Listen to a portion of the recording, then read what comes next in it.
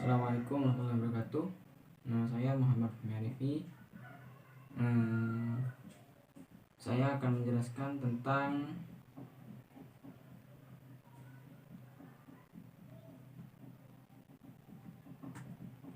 yaitu tata cara penulisan karya ilmiah yang baik dan benar. Yaitu ada 3, 1 pembuka, 2 isi, lalu penutup. Sekarang kita bahas satu persatu, yaitu pembuka. Dalam pembukaan terdapat 2 komponen, yaitu 1 judul, 2 abstrak. Judul mencerminkan masalah dan bentuk intervensi atau solusi yang diharapkan. Yang kedua, abstrak. Menurut Suprapto, abstrak merupakan kependekan karya tulis ilmiah yang secara lengkap, komprehensif, dan jelas menerangkan isi tulisan. Sedangkan menurut ujian abstrak lebih lanjut menjelaskan bahwa dalam abstrak terlihat jelas 3 unsur produk, yaitu tujuan penelitian, prosedur penelitian, dan hasil penelitian. Selanjutnya, isi. Dalam isi terdapat 4 komponen, yaitu pendahuluan. Dalam pendahuluan ada beberapa komponen, yaitu latar belakang masalah, 2 identifikasi masalah, rumusan masalah, hipotesis, tindakan yakni jika diperlukan, tujuan penelitian, manfaat penelitian. Yang kedua, kajian pustaka. Dalam kajian pustaka ada 2 komponen, yaitu kajian teori, kajian hasil penelitian. Lalu yang ketiga, metodologi penelitian. Yang keempat, hasil penelitian. Selanjutnya, penutupan. Dalam penutupan terdapat 2 komponen, yaitu 1 kesimpulan dan saran, 2 daftar pustaka. Daftar pustaka harus dapat memberikan informasi secara lengkap mengenai nama penulis, waktu penerbitan, judul pustaka, dan keterangan penerbit. Baik, saya rasa penjelasan dari saya sekian. Terima kasih. Wassalamualaikum warahmatullahi wabarakatuh. Bismillahirrahmanirrahim. Di sini saya akan menjelaskan mengenai cara penulisan karya ilmiah yang baik dan benar. Saya akan menjelaskan 3 aspek. Yang pertama, pengertian, ciri-ciri karya ilmiah, dan juga struktur karya ilmiah. Baik, saya akan menjelaskan apa sih karya ilmiah itu. Karya ilmiah adalah hasil karya yang diperoleh dari kegiatan menulis dengan menggunakan konvensi ilmiah. Penulisan karya ilmiah ini harus menggunakan logika berpikir, ditulis secara runtut, dan juga menggunakan bahasa yang sistematis. Biasanya, karya ilmiah ini berisikan data, fakta, dan juga solusi mengenai masalah yang diangkat. Yang kedua ialah ciri-ciri karya ilmiah. Adapun ciri-ciri dari karya ilmiah ialah yang pertama, reproduktif, atau pembaca harus bisa langsung memahami konten dari karya ilmiah tersebut. Jadi, karya ilmiah itu disebut karya ilmiah yang baik apabila si pembaca bisa langsung memahami isi dari karya ilmiah tersebut. Yang kedua ialah tidak ambigu. Artinya, tidak menggunakan bahasa yang membingungkan, sehingga pembaca bisa langsung memahami isi dari karya ilmiah. Yang ketiga, tidak emotif atau tidak melibatkan aspek perasaan dari si penulis, dikarenakan karya ilmiah itu harus memaparkan fakta-fakta yang ada. Yang keempat ialah menggunakan bahasa baku. Nah, penulisan bahasa baku ini meliputi segala hal yang ada dalam penulisan karya ilmiah. Selanjutnya saya akan menjelaskan mengenai struktur karya ilmiah. Struktur karya ilmiah itu ada 3 komponen, yakni pendahuluan, isi dan pembahasan, dan juga kesimpulan. Baik, struktur yang pertama ialah pendahuluan. Bagian pendahuluan ini berisikan dasar-dasar alasan dilakukannya penelitian, masalah yang diangkat, dan juga mekanisme cara penyelesaiannya. Pada bagian ini biasanya menuturkan alasan mengapa penelitian itu dilakukan dan apa yang melatar belakangi dari sebuah masalah dan juga bagaimana cara menyelesaikan masalah tersebut. Selanjutnya, struktur yang kedua ialah isi dan pembahasan. Pada bagian isi dan pembahasan ini biasanya terdiri dari 1 bab atau lebih. Jumlah bab pada bagian ini bergantung pada seberapa pelik pembedahan dan pembahasan dari bahan penelitian. Semakin pelik masalah yang ada, maka semakin banyak pula pembahasan yang dipaparkan. Struktur yang ketiga ialah kesimpulan. Bagian kesimpulan ini berisikan hasil analisis dari bagian isi dan pembahasan. Kesimpulan ini dijelaskan dengan singkat dan juga padat dari hasil pembahasan dan juga isi dari karya ilmiah tersebut. Cukup sekian dari saya. Terima kasih, semoga bermanfaat. Assalamualaikum warahmatullahi wabarakatuh. Perkenalkan, saya Nur Aslin NIM T 2018-2104. Di sini saya akan menjelaskan beberapa tahapan-tahapan atau langkah-langkah yang harus dilakukan dalam menyusun dan mengembangkan proposal penelitian tindakan kelas. Menurut Kusumah dan Dwi Tagama 2010-56, rambu-rambu penilaian proposal penelitian tindakan kelas adalah permasalahan, cara menyelesaikan masalah, kemampuan hasil, prosedur penelitian, program kegiatan dan dukungan teknis, kerjasama antara LPTK dan sekolah, dan pembiayaan penelitian. Nah, dalam membuat proposal penelitian tindakan kelas, biasanya guru atau peneliti mengacu pada format dari Depdiknas dalam Kusumah dan Dwi Tagama, yaitu yang pertama, judul penelitian. Judul yang baik harus komunikatif dan mudah dipahami, memuat variabel penelitian, menjawab apa yang ingin ditingkatkan, dengan cara apa atau upaya apa untuk meningkatkannya, lalu sasaran dan lokasi tercermin dalam judul, serta menarik, layak diteliti, bermanfaat bagi masyarakat, dan banyak kata sekitar 15-20 kata. Nah, itu sebagian dari judul yang baik ya, yang harus tercantum dalam proposal penelitian tindakan kelas. Lalu yang kedua yaitu bidang ilmu. Menuliskan bidang ilmu atau jurusan dari ketua peneliti dan kajian masalah yang diteliti. Bidang penelitian yang diteliti relevan dengan disiplin ilmu guru atau peneliti. Kemudian langkah yang ketiga yaitu pendahuluan. Dalam pendahuluan harus mengemukakan 2 poin. Yang pertama, latar belakang masalah. Yang kedua, masalah yang dihadapi guru atau peneliti. Nah, di poin pertama, latar belakang masalah harus secara jelas dan sistematis, yang meliputi A. Uraian tentang kedudukan mata pelajaran dalam kurikulum atau semester mapel yang ditunjang dan mapel penunjang. Yang B. Gambaran umum isi mata pelajaran, yaitu analisis instruksional, RPP, dan silabus. Kemudian yang C, metode pembelajaran yang digunakan saat ini. Nah, kemudian di poin yang kedua, masalah yang dihadapi guru atau peneliti. Masalah ini yaitu masalah di sekolah atau kelas, layak diteliti dan terjangkau PTK, lalu identifikasi masalah dan analisis masalah, lalu yang terakhir rumusan masalah. Nah, itu sebagian dari pendahuluan. Lalu yang keempat, langkah yang keempat adalah perumusan masalah. Menjelaskan definisi, asumsi, dan lingkup yang menjadi batasan penelitian. Rumusan masalah sebaiknya menggunakan kalimat tanya dengan mengajukan alternatif tindakan yang akan diambil dari hasil positif yang diantisipasi. Pada perumusan masalah perlu diperhatikan yang pertama, substansi. Mempertimbangkan bobot dan manfaat tindakan yang dipilih untuk meningkatkan atau memperbaiki pembelajaran. Yang kedua yaitu orisinalitas, atau mempertimbangkan belum pernah tidaknya tindakan dilakukan guru atau peneliti sebelumnya. Lalu yang ketiga yaitu formulasi masalah. Dirumuskan dengan kalimat tanya, tidak bermakna ganda, lugas, menyatakan secara eksplisit dan spesifik apa yang dipermasalahkan. Lalu yang keempat, teknis. Mempertimbangkan kemampuan peneliti untuk melaksanakan penelitian, seperti kemampuan metodologi penelitian, penguasaan materi ajar, teori, strategi, dan metodologi pembelajaran, kemampuan menyediakan fasilitas. Nah, lalu langkah yang kelima yaitu cara pemecahan masalah. Menguraikan pendekatan dan konsep yang digunakan untuk menjawab masalah yang diteliti. Kemudian yang keenam yaitu tinjauan pustaka. Menguraikan dengan jelas kajian teori dan pustaka yang menghasilkan gagasan yang mendasari penelitian yang akan dilakukan, mengemukakan teori, temuan, dan bahan penelitian lainnya sebagai acuan. Nah, lalu langkah selanjutnya yaitu tujuan penelitian.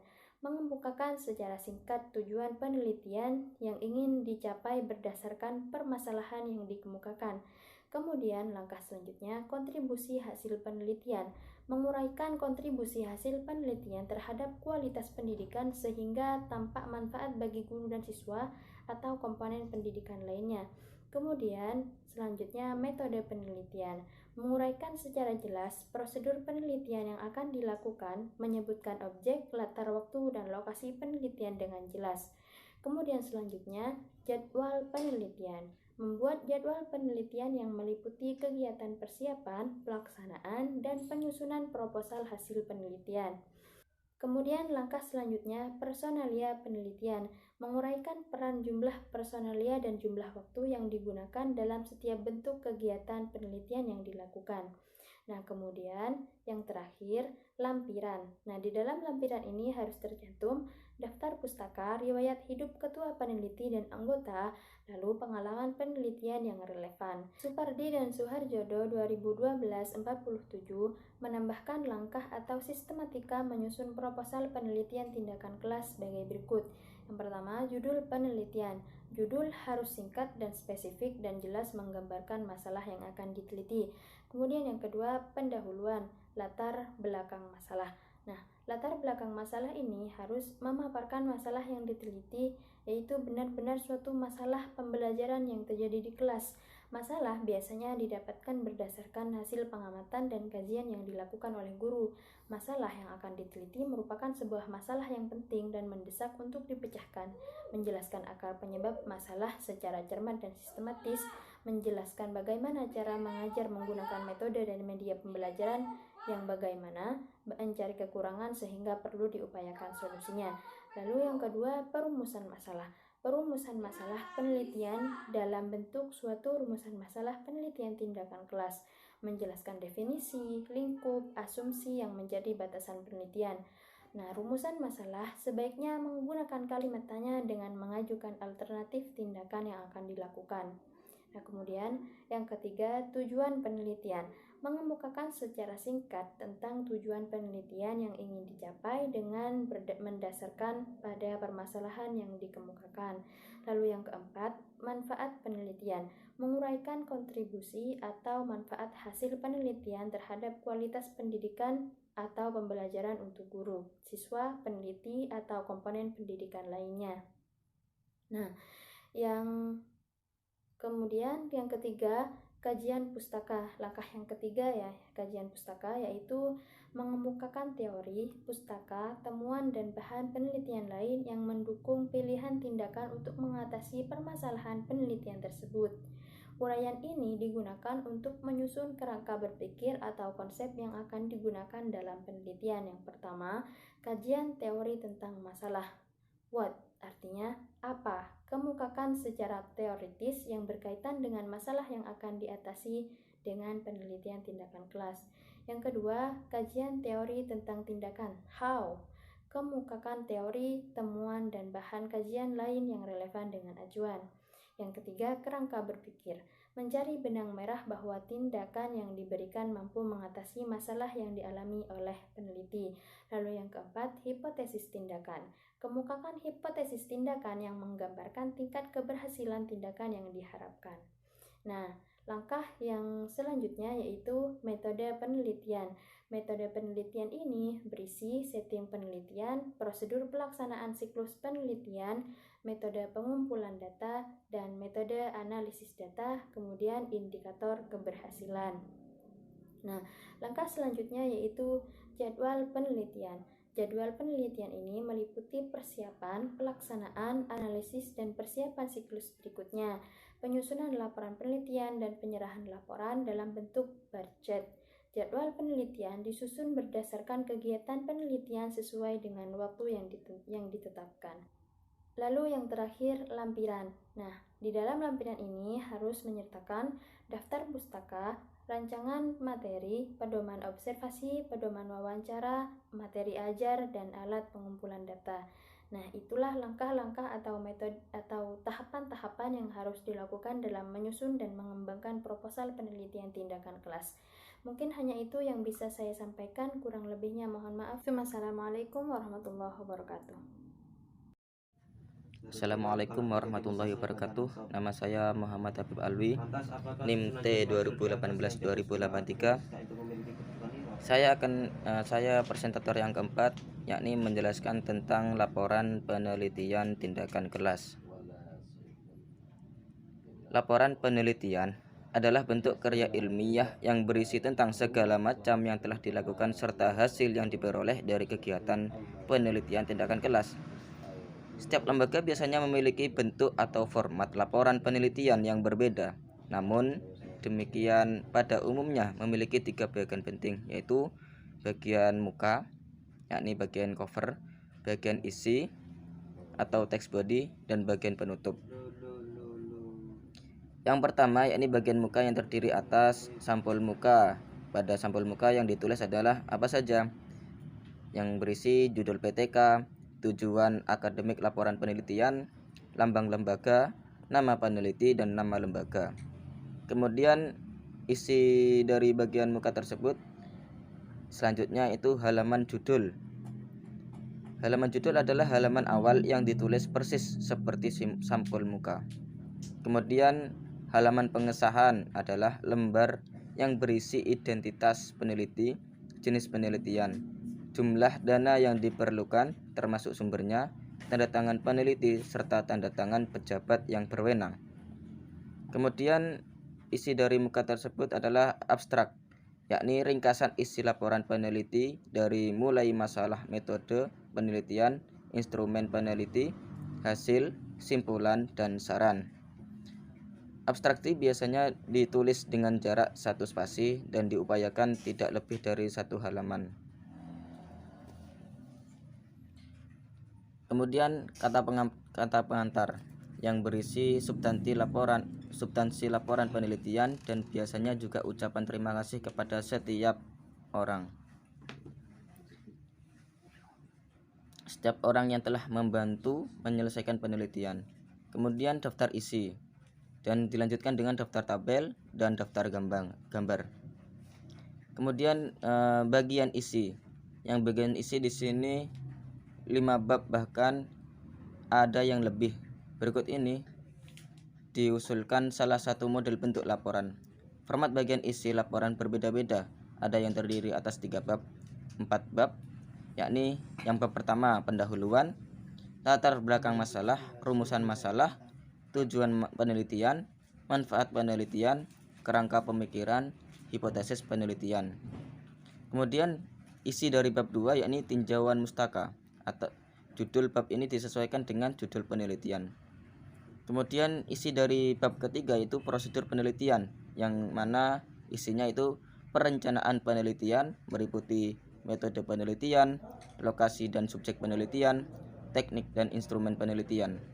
Kemudian pelaksanaan penelitian dan diakhiri dengan analisis data penelitian. Kemudian isi dari bab 4 yakni hasil dari pembahasan penelitian, yang meliputi hasil penelitian, pembahasan hasil penelitian. Kemudian pada bab 5 yakni terakhir simpulan dan saran. Kemudian bagian dari laporan penelitian ini yang ketiga yakni bagian penutup, yang mana pada bagian ini terdiri atas daftar bacaan dan lampiran-lampiran seperti surat-surat penting seperti SK dan surat izin, instrumen penelitian, hasil pekerjaan siswa, foto-foto kegiatan. Manakala kita dibandingkan antara proposal dan laporan penelitian, maka sebenarnya proposal penelitian itu adalah gabungan antara bab 1 dan bab 3.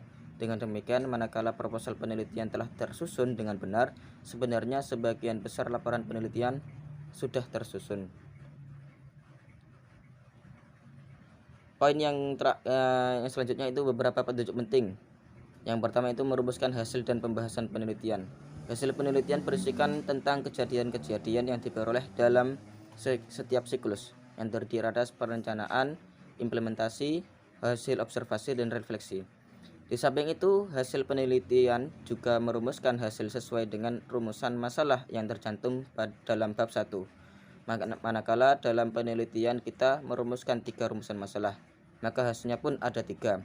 Hal ini sesuai dengan konsep metode atau penelitian ilmiah sebagai suatu cara atau proses pemecahan masalah secara sistematis, empiris, dan terkontrol. Selain dua hal tersebut, hasil penelitian juga membahas pembuktian hipotesis seperti yang telah diajukan pada bab 1. Kemudian yang harus diperhatikan petunjuk penting ini adalah yang A, bahasa yang digunakan. Nah, laporan PTK ini adalah salah satu jenis karya ilmiah yang merupakan laporan hasil dari proses pemecahan masalah secara sistematis, empiris, dan terkontrol. Dengan demikian, laporan PTK bukanlah karya sastra seperti novel, cerita pendek, ataupun puisi yang lebih bersifat sebagai karya imajinatif, subjektif. Bahasa yang digunakan dalam karya sastra adalah bahasa imajinatif yang kadang-kadang tidak sesuai dengan aturan kebahasaan. Laporan PTK juga bukanlah bahasa berita seperti yang digunakan dalam koran atau majalah yang lebih menonjol unsur komunikasinya. Tetapi laporan PTK adalah karya ilmiah yang menyodorkan kenyataan apa adanya secara ilmiah. Oleh karena itu, bahasa yang digunakan haruslah bahasa standar yang memenuhi kaidah-kaidah standar kebahasaan. Bahasa Indonesia telah memiliki aturan kebahasaan secara standar seperti yang tercantum dalam Pedoman Umum Ejaan Bahasa Indonesia yang disempurnakan, yakni EYD biasanya, berdasarkan keputusan Menteri Pendidikan dan Kebudayaan nomor 0543A garing U garing 1987 tahun 1987. Kemudian petunjuk yang penting lagi yaitu beberapa petunjuk teknis. Membuat daftar bacaan. Dalam membuat daftar bacaan ini harus memenuhi kriteria. Yang pertama itu daftar bacaan disusun secara alfabetis dari nama pengarang. Kemudian berturut-turut ditulis nama pengarang, tahun terbit buku di antara dua kurung, judul buku digarisbawahi dengan dicetak tebal atau dimiringkan, kemudian kota penerbit dan nama penerbit. Kemudian yang poin ketiga itu baris kedua dan seterusnya menjorok ke sebanyak 7 kali ketikan. Di sini contohnya yaitu Abdul Razak dalam kurung 1989 yang titik Islam dalam perspektif globalisasi, tantangan dan ancaman, Surabaya titik 2 kalam ilmu, dan seterusnya. Kemudian cara membuat kutipan. Salah satu sikap yang harus dimiliki oleh seorang peneliti adalah kejujuran. Oleh sebab itu, dalam penulisan laporan PTK, apa yang kita kutip harus dijelaskan dan mana asal kutipan itu. Tidak bisa kita mengaku bahwa suatu pernyataan atau suatu konsep yang kita tuliskan sepertinya pendapat kita. Padahal sebenarnya pernyataan atau konsep yang kita tulis itu berasal dari buku atau pendapat orang lain. Caranya yaitu seperti dengan menggunakan sistem Harvard, yaitu sistem ini berbeda dengan sistem footnote yang biasanya menggunakan catatan kaki. Sistem footnote dianggap rumit dan tidak efektif. Oleh sebab itu, dalam penulisan karya ilmiah, sistem ini sudah jarang ditemukan. Yang pertama yaitu jika penulis buku yang kita kutip dimasukkan ke dalam teks, maka cara penuliskan adalah nama penulis diikuti oleh tahun penerbitan. Titik 2 baru halaman berapa pernyataan yang kita kutip itu yang ditulis di antara 2 tanda kurung. Yang kedua itu apabila nama penulis itu tidak dimasukkan dalam teks, maka sumber kutipan ditulis mendahului atau diakhiri kutipan di antara 2 buah tanda kurung dengan urutan pengarang, tanda koma, tahun penerbit, titik 2, dan halaman yang dikutip, sedangkan kutipan itu sendiri berada di antara 2 buah tanda kutip. Yang nomor 3 itu apabila apa yang dikutip lebih dari 5 baris, maka kutipan ditulis 1 spasi dengan menjorok 3 atau 5 kali ketikan dengan penulisan sumber kutipan sama seperti ketentuan di atas. Jadi itu contoh-contohnya sudah terdapat dalam PPT. Kemudian dalam penulisan laporan di sini ada ukuran kertas, ukuran huruf, dan teknis penulisan yang dapat dibaca di dalam PPT, yaitu ukuran kertas yang digunakan A4 atau ukuran kuarto dengan jenis kertas HVS 80 gram. Kemudian ukuran huruf yang digunakan yaitu 12 New Roman. Kemudian teknik penulisan yaitu huruf tegak biasa sesuai ukuran yang telah ditentukan. Kemudian yang keempat yaitu judul bab ditulis dengan huruf kapital tanpa digarisbawahi, sedangkan subbab ditulis dengan huruf biasa. Itulah penjelasan dari saya. Kurang lebihnya saya mohon maaf. Billahi taufiq wal hidayah. Wassalamualaikum warahmatullahi wabarakatuh.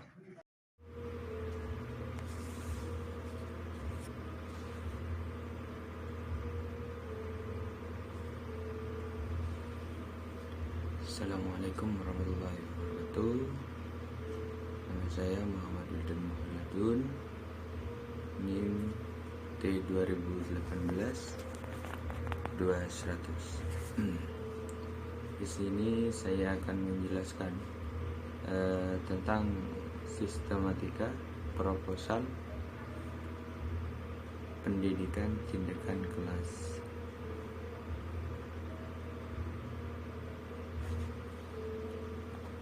Yang pertama yaitu satu, judul. Yang kedua, latar belakang masalah. Yang ketiga, permasalahan. Yang keempat, cara pemecahan masalah. Yang nomor 5, tujuan penelitian dan manfaat penelitian. 6, kerangka, teoretik dan hipotesis tindakan, rencana penelitian. Yang nomor 8, jadwal penelitian. Dan nomor 9 itu rencana anggaran. Dan nomor 10, daftar pustaka.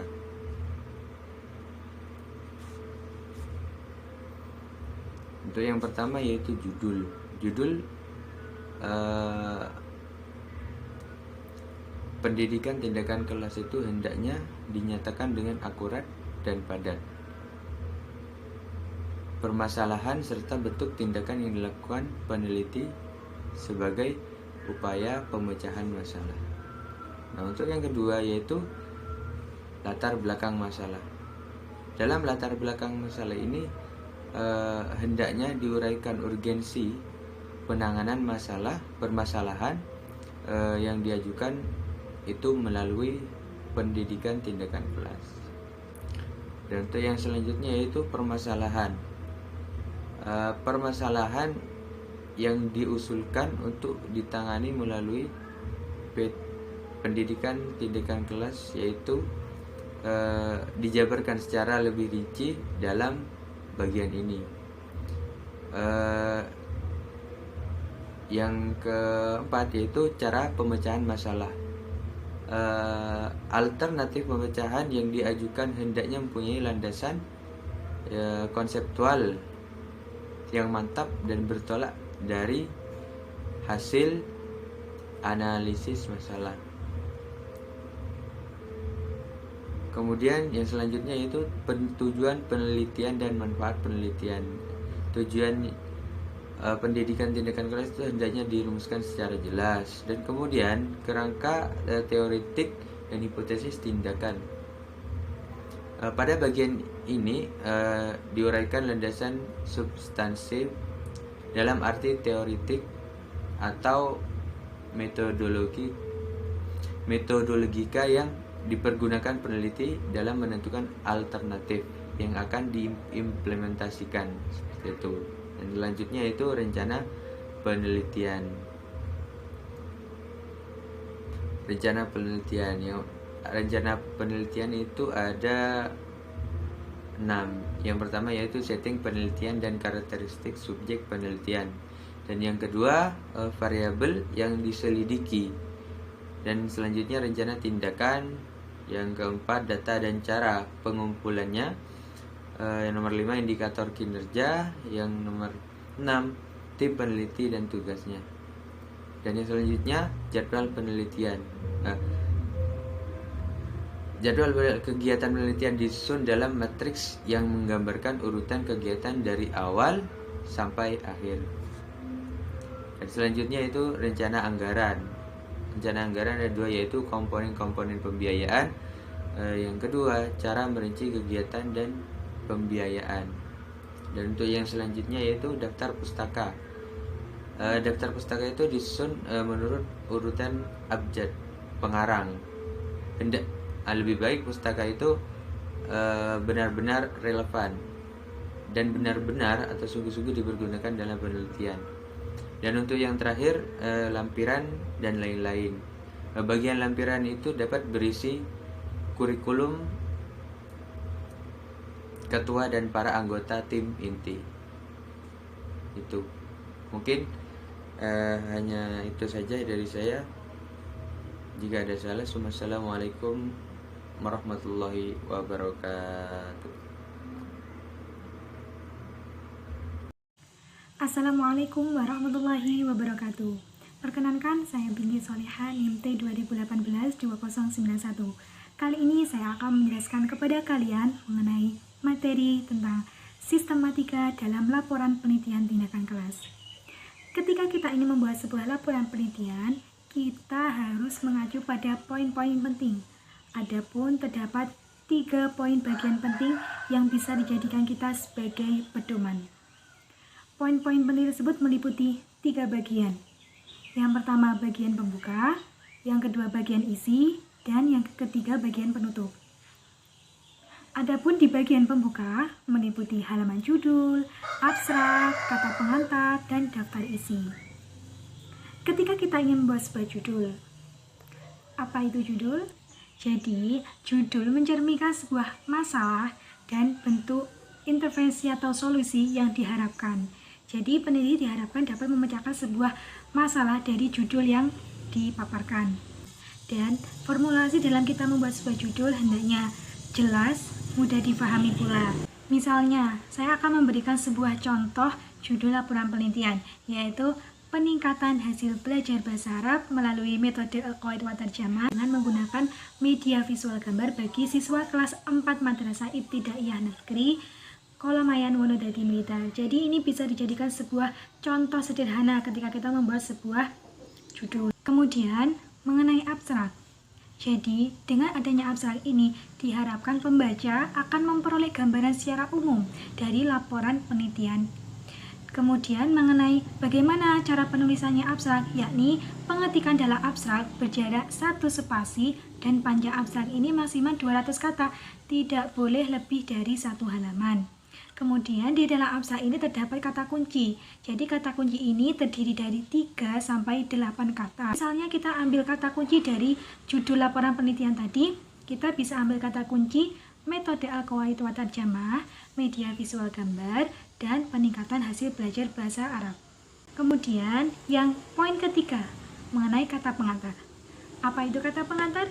Jadi kata pengantar ini biasanya berupa ucapan terima kasih perihal terselesaikannya laporan atau karya tulis ilmiah. Dalam kata pengantar ini laporan juga dijabarkan secara singkat mengenai manfaat penelitian dengan harapan bahwa laporan dan karya ilmiah ini bisa digunakan secara berkesinambungan. Seperti itu.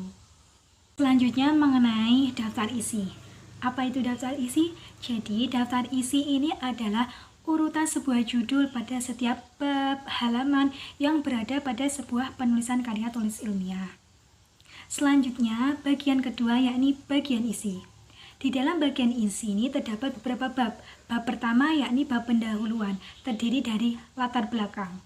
Apa itu latar belakang? Jadi latar belakang ini sebaiknya ditulis tidak bertele-tele. Kemudian hendaknya dalam membuat sebuah latar belakang ini diuraikan hal-hal yang melandasi permasalahan yang terjadi. Kemudian selanjutnya yakni mengenai rumusan masalah. Apa itu rumusan masalah? Jadi rumusan masalah ini ditulis peneliti harus berupa rangkaian pertanyaan yang menggali informasi tentang proses tindakan penelitian yang diharapkan terjadi sebagaimana yang sudah disebutkan dalam latar belakang masalah. Selanjutnya, di dalam bagian latar belakang ini terdapat hipotesis tindakan. Apa itu hipotesis? Jadi hipotesis ini merupakan dugaan yang mungkin terjadi mengenai keberhasilan tindakan untuk mengubah atau mengatasi sebuah masalah yang diangkat dalam penelitian. Selanjutnya mengenai tujuan penelitian. Apa itu tujuan penelitian? Jadi, apa yang harus dituliskan dalam tujuan penelitian ini harus sejajar dengan rumusan masalah yang terkait dalam laporan penelitian. Selanjutnya mengenai manfaat penelitian. Apa itu manfaat penelitian? Jadi manfaat penelitian ini merupakan kegunaan hasil dari penelitian untuk menggambarkan hal-hal yang diperoleh ketika membuat sebuah laporan penelitian. Selanjutnya di dalam bab kedua, yakni mengenai kajian pustaka. Jadi kajian pustaka ini ditulis dengan cara dan proses yang mengikuti kaidah-kaidah keilmiahan, yaitu apa? Yaitu mengikuti sistematika yang ditentukan sebagai pertanggungjawaban bahwa penulis ini benar-benar menulis sebuah karya tulis ilmiah dan diperlukan dengan dukungan teori yang diakui kebenarannya. Adapun di dalam kajian pustaka ini terdapat dua bagian penting pula, yakni mengenai kajian teori dan kajian hasil penelitian.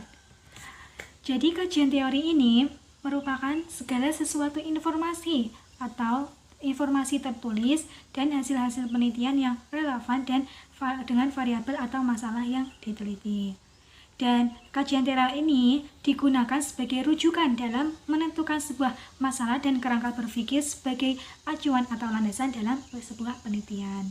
Selanjutnya mengenai kajian hasil penelitian. Jadi di dalam kajian hasil penelitian ini diperlukan kajian terhadap hasil penelitian yang terdahulu, baik di penelitian ini dilakukan oleh peneliti itu sendiri maupun penelitian yang pernah dilakukan oleh orang lain. Selanjutnya mengenai bab ketiga, yakni metodologi penelitian. Apa itu metodologi penelitian? Jadi metodologi penelitian ini merupakan proses atau cara ilmiah untuk mendapatkan data yang akan digunakan untuk keperluan ilmiah, untuk keperluan penelitian.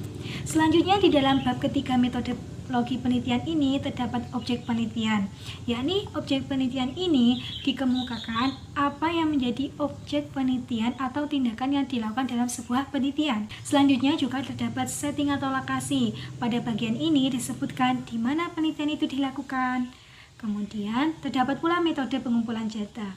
Jadi di dalam metode pengumpulan data ini dideskripsikan jenis data yang akan dikumpulkan itu seperti apa, yang berkenaan dengan proses bagaimana pelaksanaan pembelajaran dalam sebuah laporan penelitian tindakan kelas.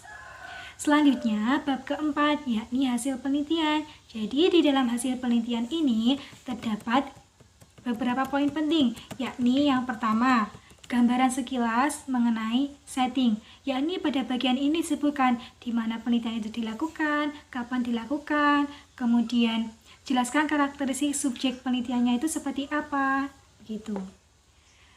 Dan di dalam hasil penelitian ini juga diuraikan penelitian secara umum, misalnya bagaimana siklus dilakukan dalam proses penelitian, jumlah siklusnya itu seperti apa, bagaimana mekanisme dalam penyelenggaraan penelitian yang dilakukan, gitu. Selanjutnya juga terdapat penjelasan mengenai siklus. Jadi siklus ini uraian tahapan-tahapan yang dilakukan dalam penelitian, meliputi misalnya persiapan dalam melakukan sebuah penelitian, kemudian tahap implementasinya itu seperti apa, tahap observasinya seperti apa, evaluasi dan lain-lain sebagainya. Di bagian hasil penelitian ini juga dipaparkan mengenai penjelasan persiklusnya itu seperti apa. Misalnya tahapan-tahapan persiapannya itu seperti apa, tahap implementasinya seperti apa, tahap observasinya itu seperti apa, dan lain-lain sebagainya. Selanjutnya juga dipaparkan mengenai proses menganalisis data. Pada tahap ini dideskripsikan prosedur analisis datanya itu seperti apa yang dilakukan. Misalnya semua data yang terkumpulkan itu melalui tahapan apa, reduksi data atau penyederhanaan data, kemudian tabulasi data, dan lain-lain sebagainya. Selanjutnya juga dipaparkan mengenai pembahasan dan pengambilan kesimpulan. Jadi pembahasan dan pengambilan kesimpulan ini dilakukan pembahasan untuk setiap data yang diperoleh ketika melakukan sebuah laporan penelitian tindakan kelas. Selanjutnya di dalam bab kelima, yakni mengenai kesimpulan dan saran. Jadi kesimpulan dan saran ini merupakan tindak lebih lanjut dari sebuah laporan penelitian. Dan kesimpulan ini hendaknya berdasarkan hasil analisis dan pembahasan, juga harus sesuai dengan permasalahan yang diangkat dalam penelitian. Kemudian mengenai saran, di mana dalam mengajukan sebuah saran-saran ini hendaknya berpedoman pada hasil penelitian dan yang mungkin dapat dilakukan oleh pembaca serta bermanfaat bagi pengembangan hasil penelitian di masa datang.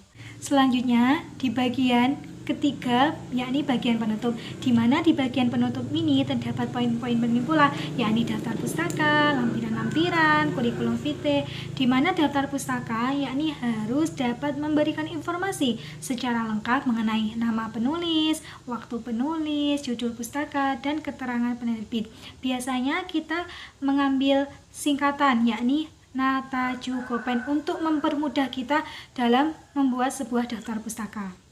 Nama, tahun, judul, kota penerbit, dan nama penerbit. Selanjutnya mengenai lampiran-lampiran, di mana dalam bagian lampiran ini biasanya terdapat mengenai RPP, yakni rencana pelaksanaan pembelajaran untuk masing-masing siklusnya seperti apa, kemudian alat tes yang digunakannya itu seperti apa, instrumen pendukungnya itu seperti apa. Apabila ada dokumentasi foto itu bisa dipaparkan juga. Selanjutnya mengenai kurikulum vitae, yakni biodata peneliti, di mana di dalam biodata peneliti ini dicantumkan mengenai nama, tempat tanggal lahir, riwayat pendidikan, kemudian pengalaman pekerjaan, serta pengalaman penelitian atau penulisan karya tulis ilmiah dan lain-lainnya yang relevan. Selanjutnya, saya akan melampirkan beberapa contoh lampiran-lampiran yang terkait di dalam sebuah laporan penelitian tindakan kelas yang saya ambil dari sebuah contoh tadi mengenai hasil laporan di siswa kelas 4 Madrasah Ibtidaiyah Negeri Wonodadi, Blitar.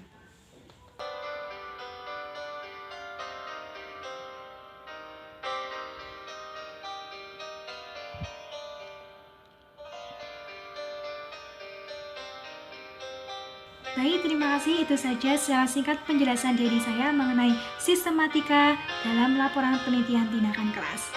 Sekian dan terima kasih. Sampai jumpa. Wassalamualaikum warahmatullahi wabarakatuh.